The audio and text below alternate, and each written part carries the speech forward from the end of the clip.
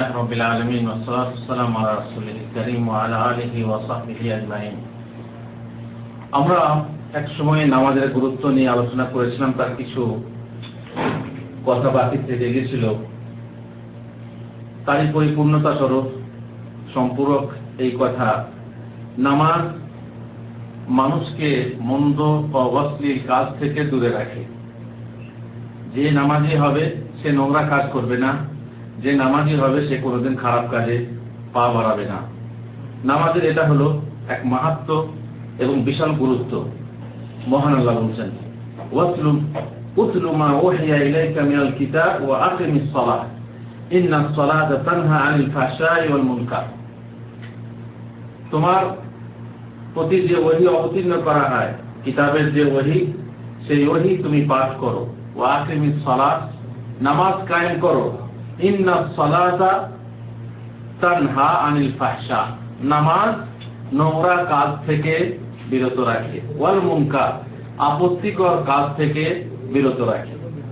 ওয়ালা যিকরুল্লাহি আকবার, আর আল্লাহর জিকির, আল্লাহর স্মরণ হচ্ছে সবচেয়ে বড়।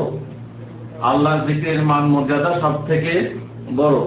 ওয়াল্লাহু ইয়ালামু মা তাসনাউন, তোমরা যা করো আল্লাহ তা জানেন। মোট কথা, নামাজ নামাজিকে মন্দ কাজ থেকে বিরত রাখে। কেউ কেউ প্রশ্ন করতে পারেন যে হুজুর, আমরা বহু নামাজিকে দেখি নামাজি কিন্তু জাগাবাজি করে,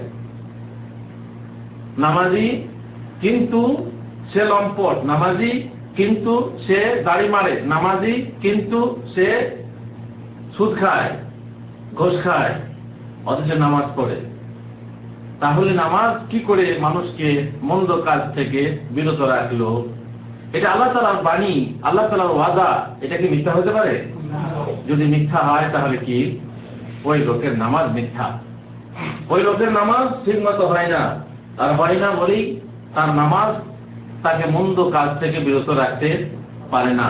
সুতরাং আল্লাহ তাআলার এই ওয়াদা হচ্ছে যে নামাজি হবে সে কোনোদিন নোংরা কাজ করবে না, খারাপ কাজ করবে না।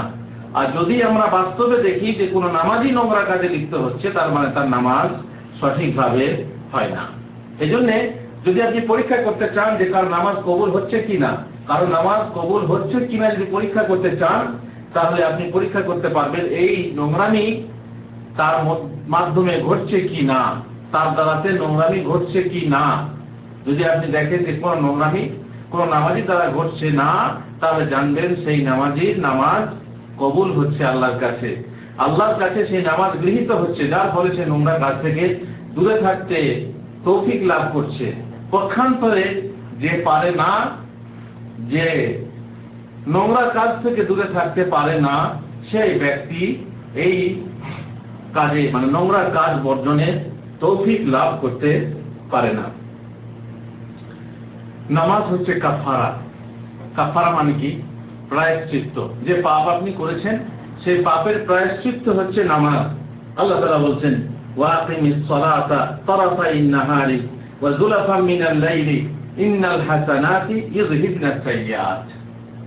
তোমরা রাতের দিনের কিছু অংশে নামাজ কায়েম করো, দিনের দুই প্রান্তভাগে নামাজ কায়েম করো, রাতের কিছু অংশে নামাজ কায়েম করো। ইন্নাল হাসানাত, নেক কাজসমূহ অথবা পুণ্য সমূহ, ইযহিবনাস সাইয়্যাত, পাপ সমূহকে মোচন করে দেয়।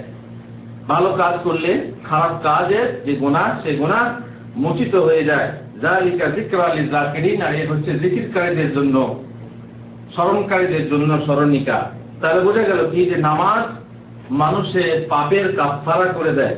as-সালাওয়াতুল খামস, রাসূলুল্লাহ সাল্লাল্লাহু আলাইহি ওয়াসাল্লাম বলছেন, as-সালাওয়াতুল খামস ওয়াল জুমআতু ইলাল জুমআহ ওয়া রমাদানু ইলা রমাদান মুকাফফিরাতুম মা বাইনাহুন ইযা তুনিবাতিল কাবায়ের। পাঁচ ওয়াক্তের নামাজ এক জুমা থেকে আরেক জুমা, আর রমজান থেকে আরেক রমজান, এই সমস্ত পাপের হচ্ছে কি সমস্ত মধ্যবর্তীকৃত পাপের কাফারা। মধ্যবর্তীকৃত পাপের কাফারা।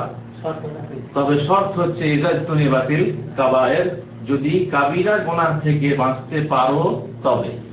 কাবিরা গুনাহ থেকে বাঁচতে পারলে তবে পাপের কাফারা। তার মানে বোঝা গেল কি যে পাপের যে কাফারা সেটা কোন গুনাহ? সাগীরা গুনাহ, কাবিরা গুনাহ না।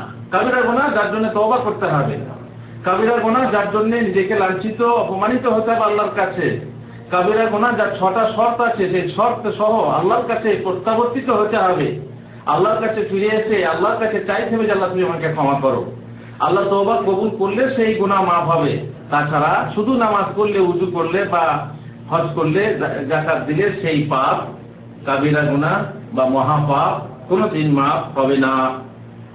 মুহাম্মদ রাসূলুল্লাহ সাল্লাল্লাহু আলাইহি ওয়াসাল্লাম বলেন, আরাআইতুম লাউ আন্না নাহরান বিবাবি আহাদিকুম ইয়াগতাসিলু ফীহি কুল্লা ইয়াওমিন খামসান হাল ইয়াবকা মিন দারানিহি শাই। রাসূলুল্লাহ সাল্লাল্লাহু আলাইহি ওয়াসাল্লাম উদাহরণ দিয়ে বলছেন, তোমাদের বাড়ির দরজার সামনে যদি কারো নদী থাকে বা আমার দেশে পুকুর থাকে, নদী বা পুকুর থাকে, আর প্রত্যেক দিন যদি সেই ব্যক্তি নদীতে 5 বার গোসল করে, তাহলে তার শরীরে, তার দেহে কি কোনো ময়লা থাকবে? তার দেহে কোনো গন্ধ থাকবে? 5 বার গোসল করছে সে। সাহাবাগণ বলেন, না রাসূলুল্লাহ, কোনদিন হতে পারে না, তার দেহে তো ময়লা থাকবে না। রাসূলুল্লাহ সাল্লাল্লাহু আলাইহি ওয়াসাল্লাম বলেন, ফাযালিকা মাসালুস সালাওয়াতিল খামস ইয়ামহুল্লাহু বিহিন্নাল খাতায়া। এই হচ্ছে 5 ওয়াক্তের নামাজের উদাহরণ, যার মাধ্যমে আল্লাহ তাআলা সমস্ত গুনাহকে ধৌত করে দেন, সমস্ত গুনাহকে ধৌত করে দেন। 5 বার নামাজ পড়লে 5 বার আপনি গুনাহ থেকে ধৌত হয়ে যান।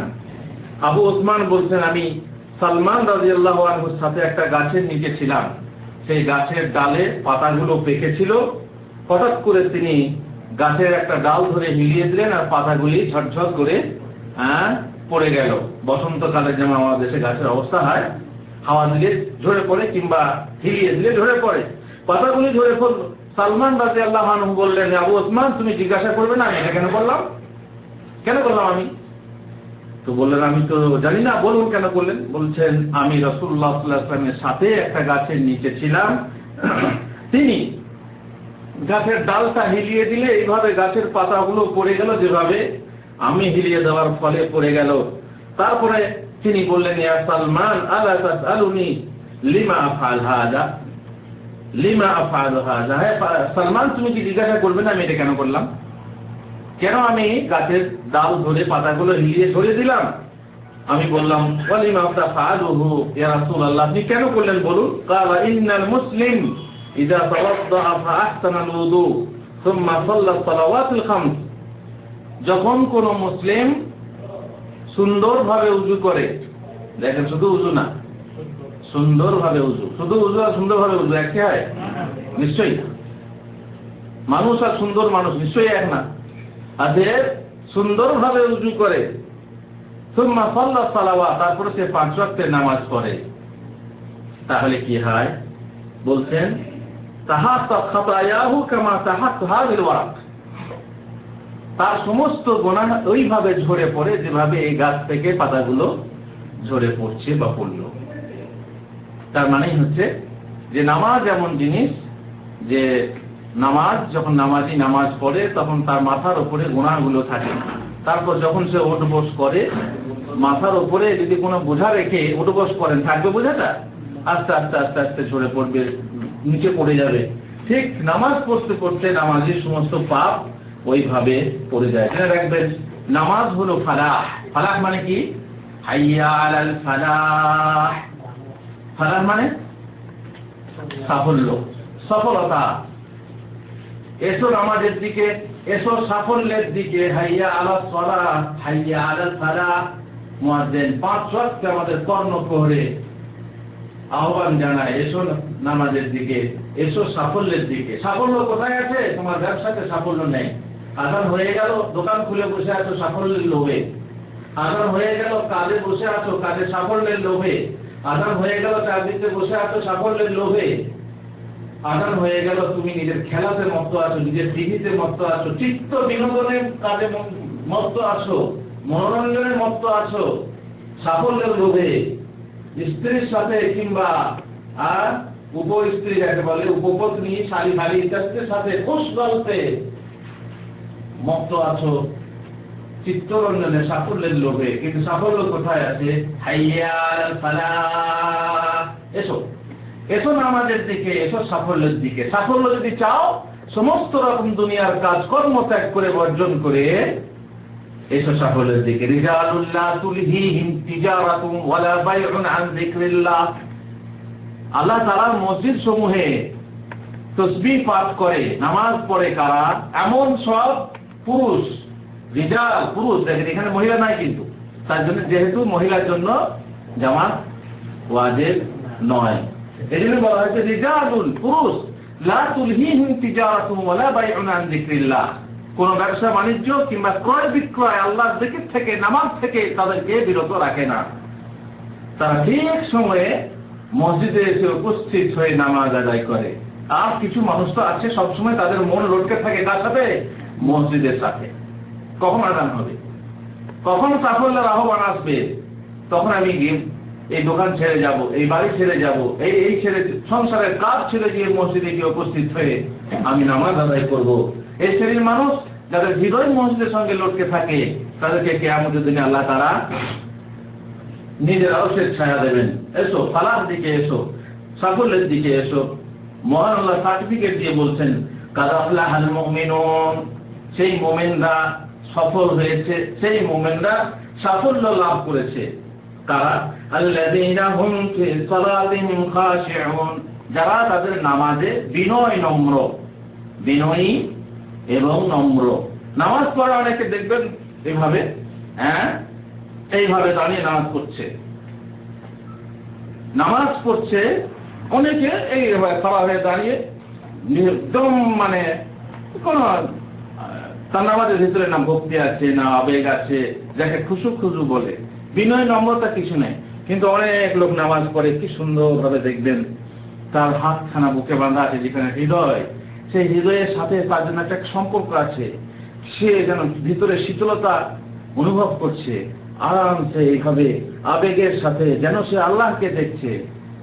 অনেকে এদিক সেদিক তাকাচ্ছে, তারপরে ঘড়িটা কখনো কখনো রুমাল থাকলে পরে আর আমাদের ভাই যুবক ভাইরা কখনো কখনো সিঁথিটাকে ঠিক করছে, দাড়িওয়ালারা দাড়ি ঠিক করছে, কেউ কেউ নাক খুঁজছে এমনি করে নামাজ পড়ছে, একাতে কেউ নাক খুঁজছে, কেউ আরো কিছু করছে, কেউ আরো কিছু করছে, কেউ ঘড়ি দেখছে, কেউ টাইম দেখছে, কেউ স্টাইল দেখছে, মসজিদের ডিজাইন দেখছে, কেউ কার্পেটের ডিজাইন দেখছে, এরকম বহু রকম বহু নামাজি আছে।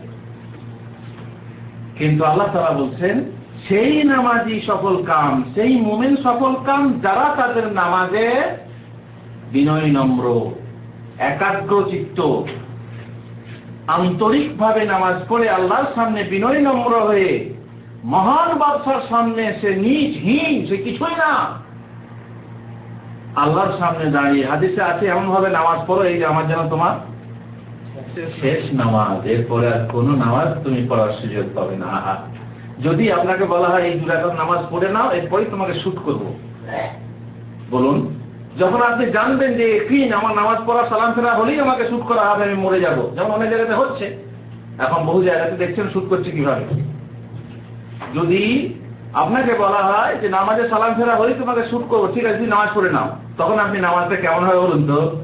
আল্লাহ আল্লাহর কাছে কত কাঁদা কাঁদবেন, আল্লাহর কাছে কত চাওয়া চাইবেন, এই শেষ সুযোগে আল্লাহ তাআলার কাছে কত আকুতি, কত কাকুতি, কত মিনতি, কত বিনয়, কত আবেদন আপনি আল্লাহর কাছে পেশ করবেন। না, তুমি আমাকে ক্ষমা করে দাও, আল্লাহ তুমি আমাকে মাফ করে দাও, সুযোগ পেলাম না, সময় পেলাম না, তোমার যথাযথ ভাবে ইবাদত করার সুযোগ পেলাম না, অতএব তুমি আমাকে মাফ করে দাও আল্লাহ গো, আর সুযোগ পাবো না, আমি এই নামাজের পরে আমি চলে যাব তোমার কাছে, তখন তুমি যেন আমাকে লাঞ্ছিত করো না।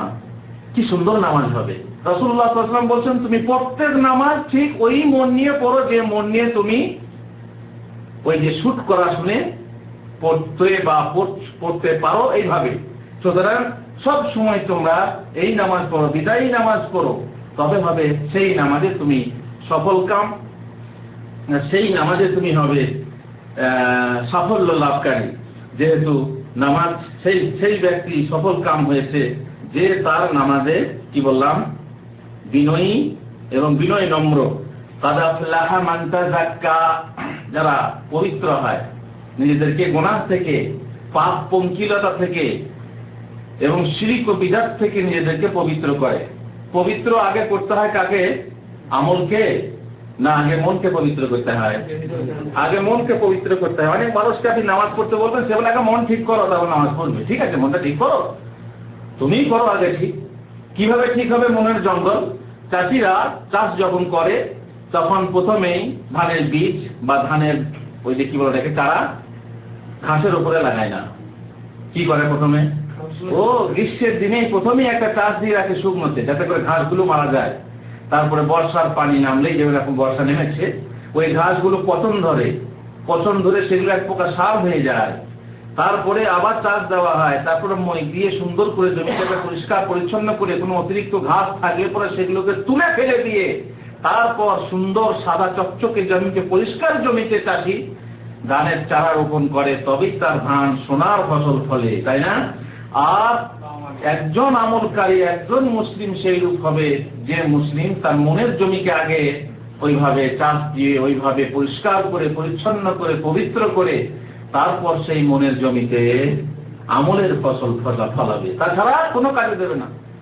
মন পরিষ্কার না হলে, মন শুদ্ধ না হলে আপনার কোনো আমল হবে না। বলুন, কোন মনে যদি শিরক থাকে, তৌহিদ না থাকে, তাহলে কি তার আমল কাজে দেবে?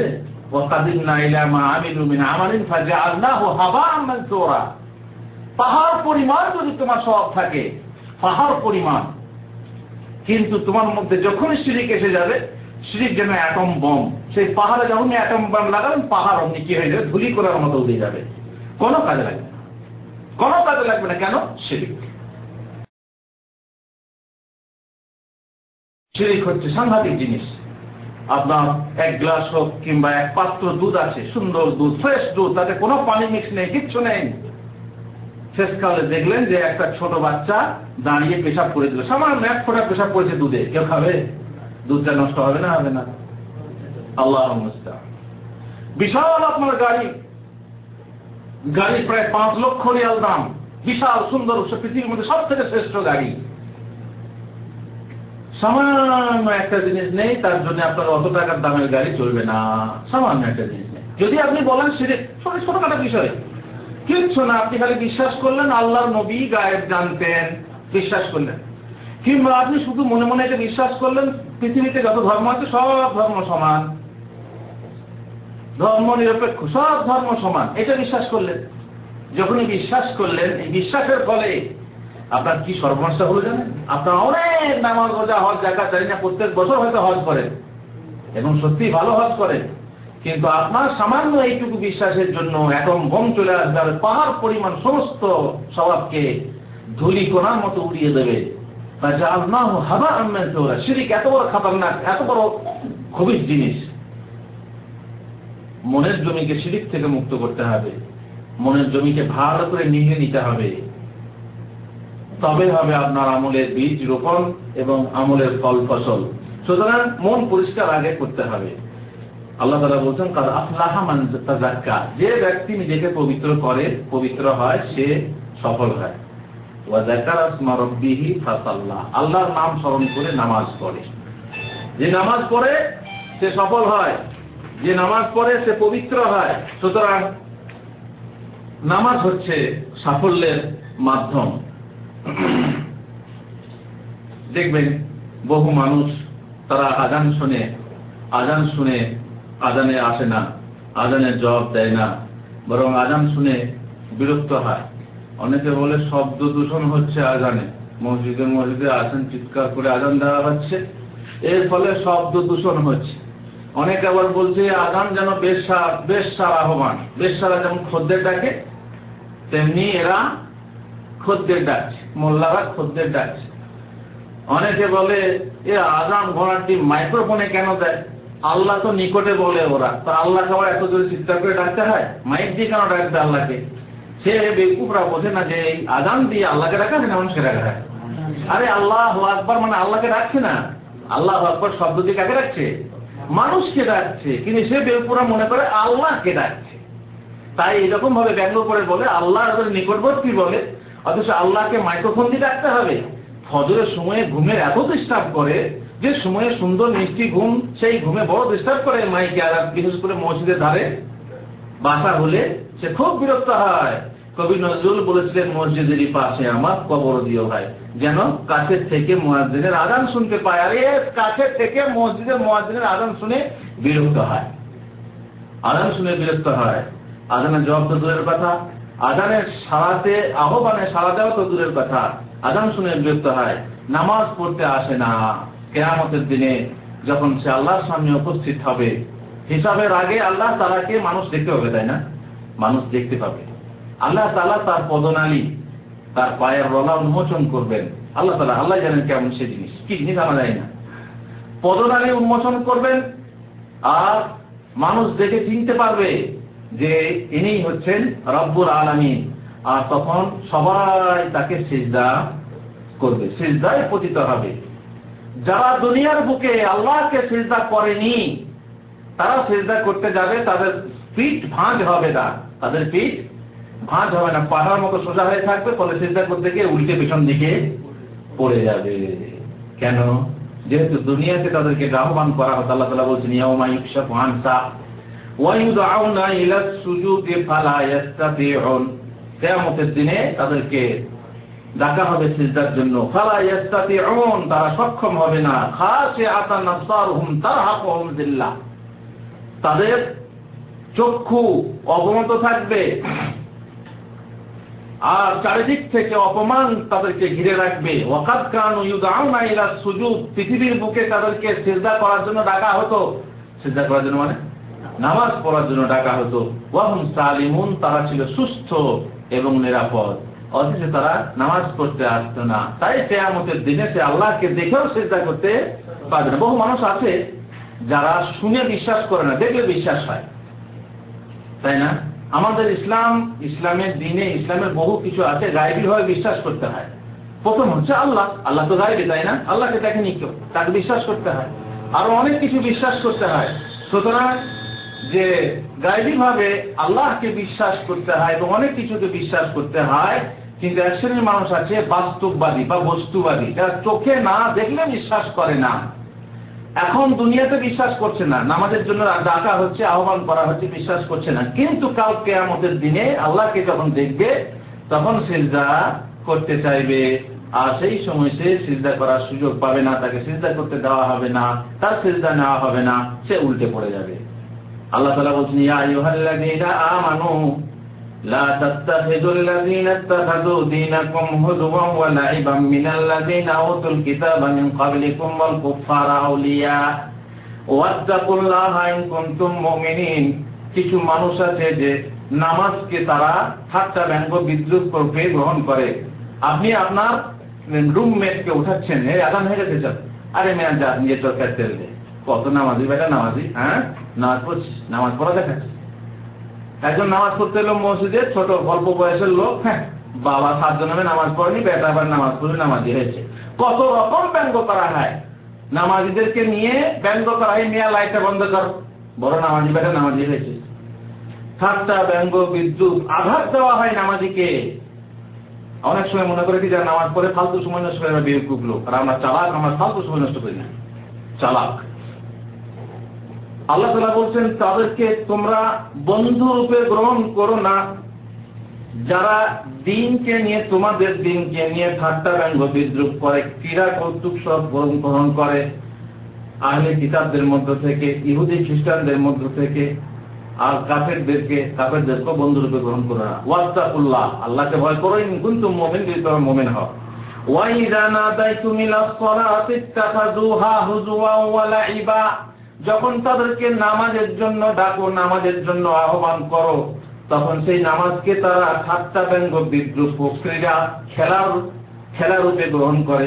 যালিকা বিআন্নাহুম কওমুল লা ইয়াকিলুন, এরা হচ্ছে অবুঝ, নির্বোধ সম্প্রদায়, এরা বোঝে না। সুতরাং কিছু মানুষ আছে যারা নামাজ থেকে, যারা আযান থেকে নিজের মনকে বিতশব্দ করে তুলেছে, ফলে তারা এর থেকে খুবই দূরে থাকে।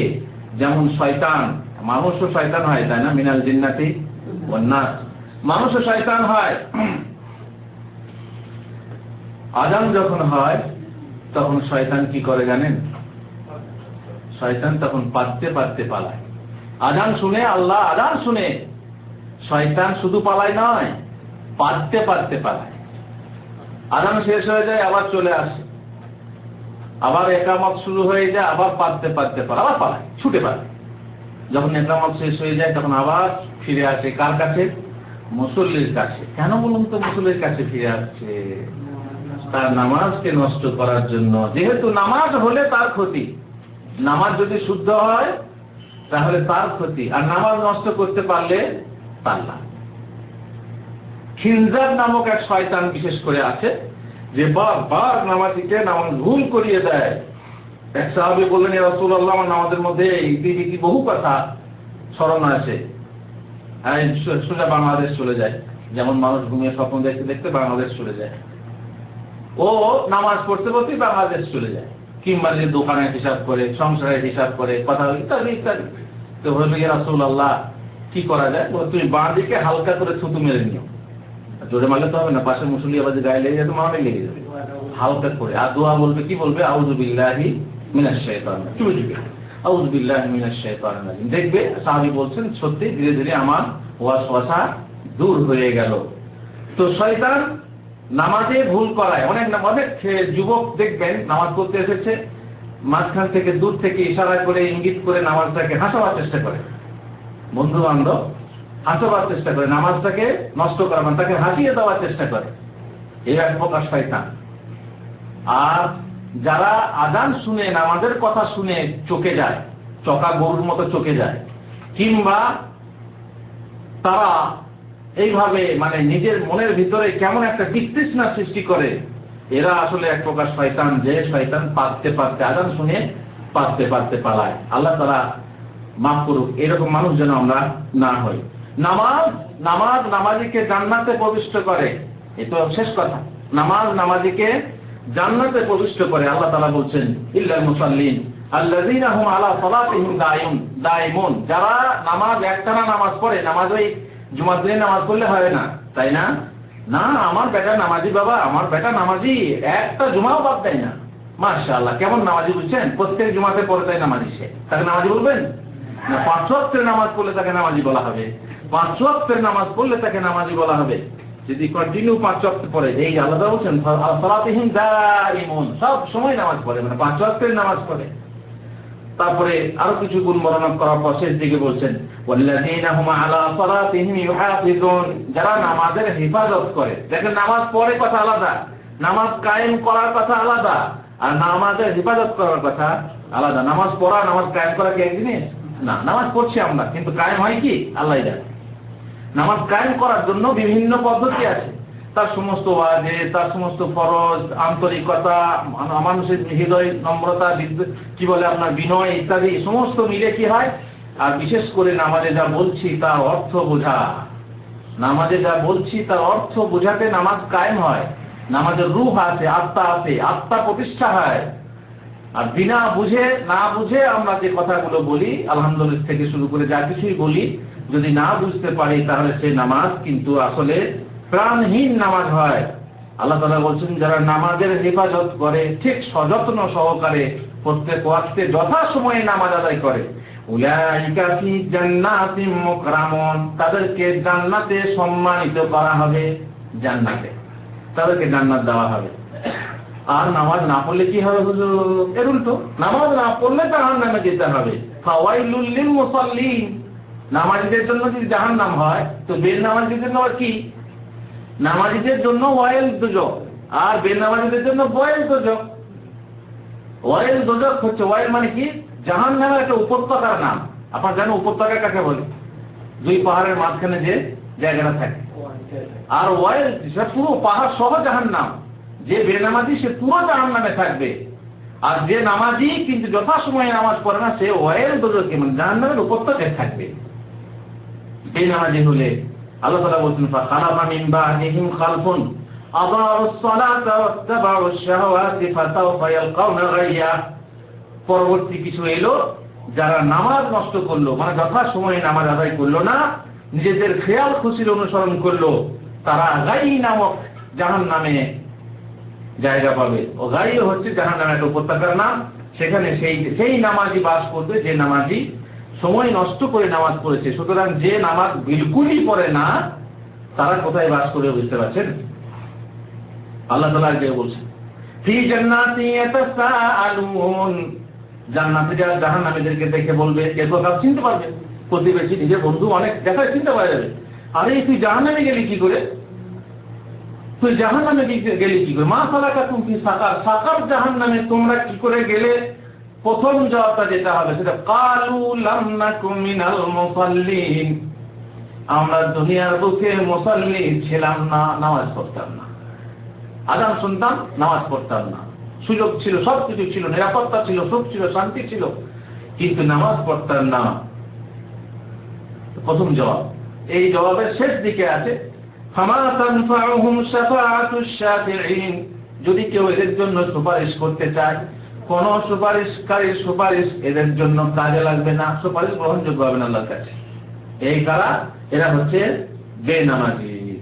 হাদিসে আপনারা শুনেছেন, প্রসিদ্ধ হাদিস, রাসূলুল্লাহ সাল্লাল্লাহু আলাইহি ওয়াসাল্লাম একবার স্বপ্নের মাধ্যমে জান্নাত জাহান্নাম দেখলেন একটা লোকের মাথায় পাথর ছুঁড়ে ছুঁড়ে মারা হচ্ছে, পাথর ছুঁড়ে মারা হচ্ছে, মাথাটা ফেটে যাচ্ছে, তারপরে পাথরটা সরে যাচ্ছে, গড়িয়ে অন্যদিকে চলে গেলে সেই পাথরটা কুড়িয়ে এনে মারার আগে দেখা যাচ্ছে মাথাটা আবার গোটা হয়ে গেছে, আবার মারা হচ্ছে।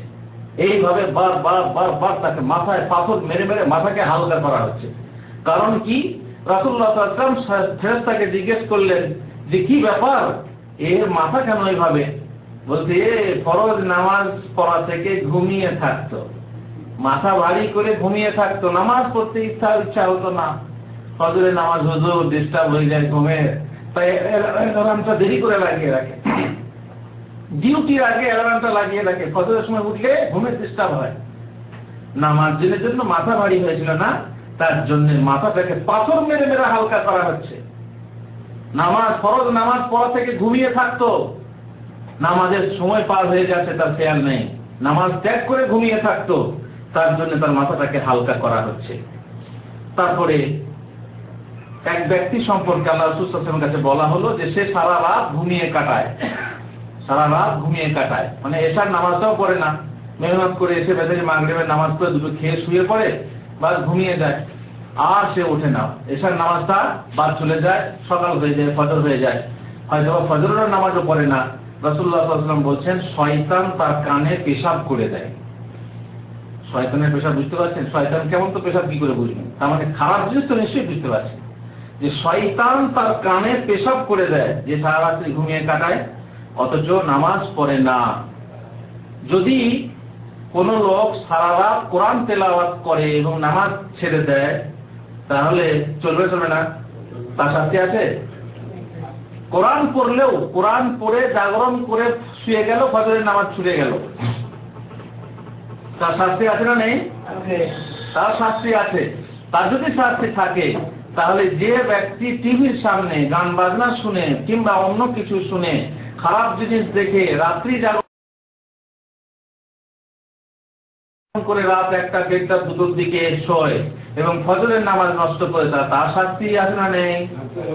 যদি কোরআন পড়ে ফজরের নামাজ নষ্ট করে, জলসা শুনে ফজরের নামাজ নষ্ট করে যদি শাস্তি থাকে, তাহলে এই নোংরা জিনিস, খারাপ জিনিস শুনে ফজরের নামাজ নষ্ট করে তার শাস্তি অবশ্যই থাকবে। সুতরাং এই ব্যাপারে সতর্কতা, সাবধানতা অবলম্বন করা দরকার। নামাজের জন্য আদেশ করুন, নামাজের জন্য আদেশ আল্লাহ তাআলা ঈসা আলাইহিস সালামের জন্য বলেছেন ওয়া জাআলানি মুবারাকান আইনামা কুনতু ওয়া আওসানি বিস-সালাত। ছোট্ট বাচ্চা, কোলের শিশু, সেই কোলের শিশু বলছে যে আল্লাহ আমাকে ওসিয়ত করেছেন, বিশেষ উপদেশ দিয়েছেন, আদেশ করেছেন কিসের? আমি যেন নামাজ কায়েম করি, নামাজ পড়ি।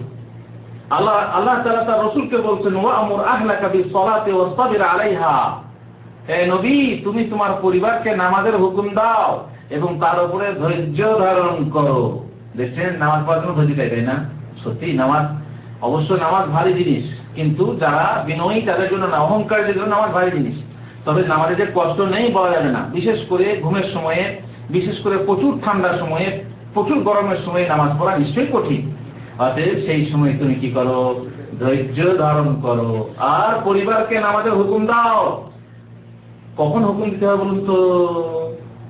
লোকমান হাকিম তিনি তার ছেলেকে বলছেন ইয়া বুনাইয়া আকিমিস সালাত, হে বৎস তুমি নামাজ কায়েম করো, ওয়া আমুর বিল মারুফ আর ভালো কাজের আদেশ দাও, ওয়ানহা আনিল মুনকার নোংরা কাজে বাধা দাও, ওয়াসবির আলা মা আসাবাক আর এই ব্যাপারে তোমাকে যা পৌঁছবে তাতে সবুর করো, ধৈর্য ধারণ করো। কখন আদেশ দিতে হবে বাচ্চাকে নামাজে? যখন তার বয়স 7 বছরে হবে। মুরু আওলাদাকুম বিসসালাতি ওয়া হুম আবনাউ সাবির সিনিন। 7 বছর বয়স হলে নামাজের আদেশ দাও। 10 বছর বয়সে নামাজ না পড়তে চাইলে উত্তম মধ্যম মার লাগাও, ঠিক আছে না? আর বিছানা পার্থক্য করে দাও। আর নামাজ ফরজ হয় কখন? যখন সে সাবালক হবে তখন। শেষকালে শুধু নামাজের আদেশ করলেই হবে না, নামাজের জন্য দোয়া করতে হবে আল্লাহর কাছে।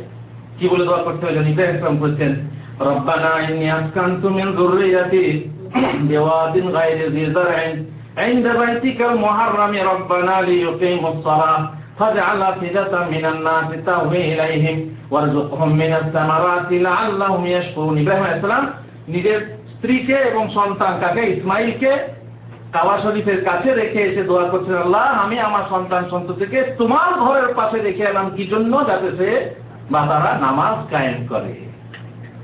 আমরা তারপরে দোয়া করছেন, রাব্বি জাআলনি মুকিমাস সালাতি ওয়া মিন যুররিয়াতি রব্বানা ওয়া তাকাব্বাল দুআ। আল্লাহ গো তুমি আমাকে নামাজ পড়ার তৌফিক দাও, আমার সন্তান সন্ততিকে নামাজি বানাও, আর তুমি আমার দোয়া কবুল করো। আমাদের দোয়া করা উচিত, নিজে নামাজি হলেই হবে না, নিজে নামাজি হওয়া, সন্তান সন্ততিকে নামাজি করার দোয়া করা উচিত। সুতরাং আমরাও শেষকালে দোয়া করে বলি, রব্বি জাআলনি মুকিমাস সালাতি ওয়া মিন যুররিয়াতি রব্বানা ওয়া তাকাব্বাল দুআ। ওয়া সাল্লাল্লাহু আলা নবিয়িনা মুহাম্মদ ওয়া আলা আলিহি ওয়া সাহবিহি আজমাইন।